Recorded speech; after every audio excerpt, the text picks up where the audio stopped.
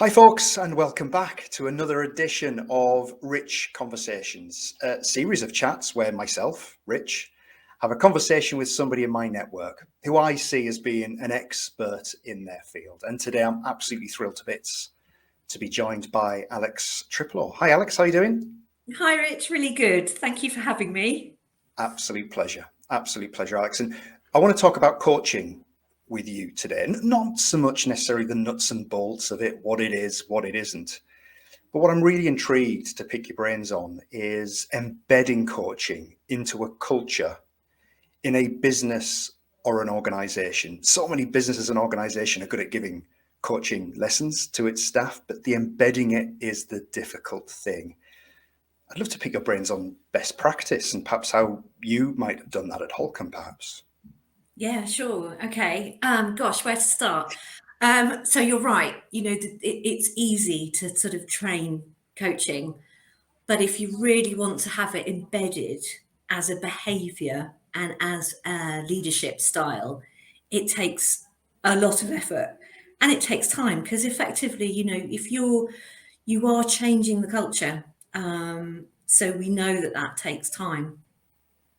At Holkham, we in 2018, many those years ago when I started, one of the things that came out of our participation in Best Employers Eastern Region survey was that people that didn't feel that they had autonomy, didn't feel they really had much choice over how to do their jobs, which we kind of thought, gosh, that we're missing an opportunity because we employ such fantastic people with a wealth of experience and background. Why are we directing them? And we kind of realized that we just had this sort of pretty much directive style of leadership. And we all know that what happens when you follow a directive style of leadership is people will just follow and not feel empowered. So that kicked us off on our coaching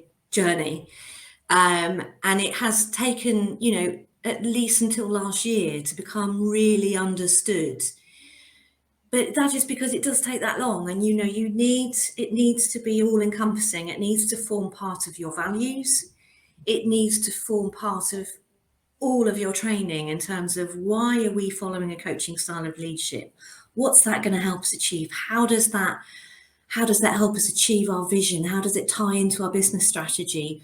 What are the benefits? You've got to work really hard to sort of feed it in to all of your people process, leadership processes so that people understand. And in my experience, some of the pitfalls can be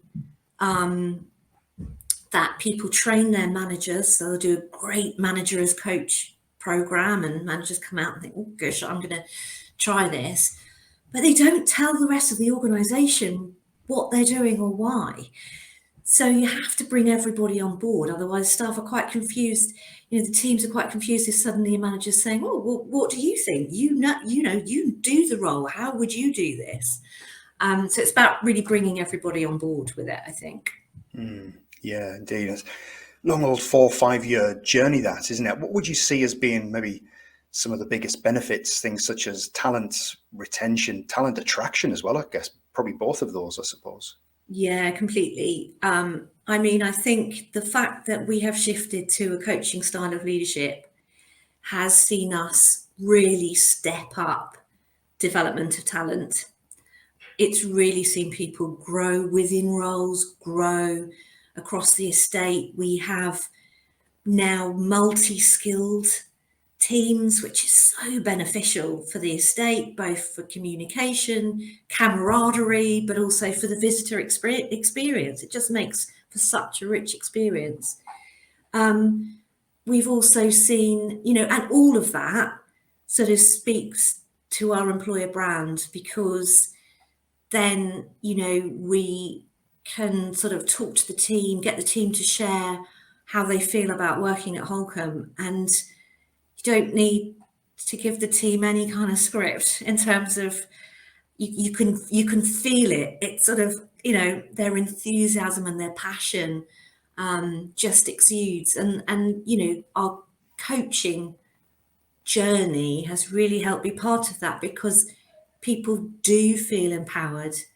They feel that they have a responsibility for the success of the organisation, for the visitor experience, for everybody having a good time at work. So all around, you know, we all take a sense of ownership of that. And that wasn't the case 5 years ago at all. Indeed. Alex, thank you so much. That's been really, really helpful. And I'm sure people watching this will take a great deal away from that if they're thinking of embedding a coaching culture themselves. So thank you so much. Thanks. Nice to see you. That's it, folks. Thanks ever so much for watching. I'll see you back here soon for another edition of Rich Conversations.